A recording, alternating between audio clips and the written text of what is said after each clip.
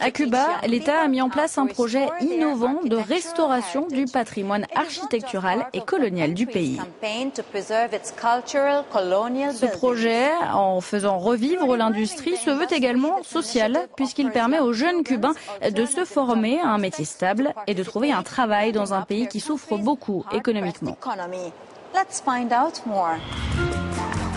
La Havane, cette ville mythique qui fait rêver des millions de touristes, a décidé de faire peau neuve. Tous les édifices coloniaux tombés en désuétude sont en passe d'être restaurés. Les échafaudages encombrent les rues et les bâtiments déjà refaits à neuf affichent fièrement leurs panneaux avant-après. C'est que la ville tout entière est devenue le terrain d'étude des élèves d'une école, celle de l'atelier Gaspar Melchor de Jovellanos.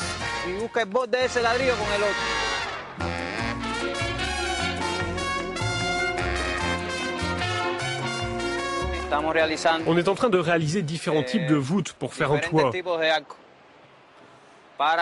Terminer un chantier, c'est comme achever un bout de leur vie. Je leur dis souvent que demain, ils pourront venir avec leurs enfants ou leurs petits-enfants et leur dire « cette brique, c'est moi qui l'ai posée ». À l'origine, le projet avait pour objectif de valoriser le patrimoine colonial à l'échelle de toute l'Amérique latine, mais aujourd'hui, il permet surtout à des jeunes Cubains de se former à des métiers d'avenir dans un pays économiquement instable. La sélection se fait grâce à des entretiens individuels dans un premier temps. Ensuite, au cours des 6 premiers mois de la formation qui dure 2 ans, les professeurs doivent évaluer si les jeunes qui se sont engagés possèdent bien les facultés manuelles nécessaires à leur apprentissage. Cette armée de jeunes que nous avons ici, ce sont eux qui vont permettre dans les années à venir que la restauration de la Havane se poursuive.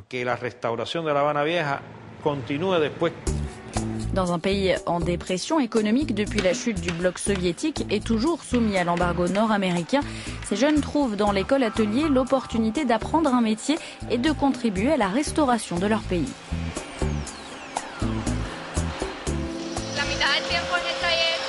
La moitié du temps, on est dans l'atelier, l'autre moitié en classe, où l'on apprend la théorie, mathématiques, espagnol, histoire et tout ce qui touche à notre spécialité.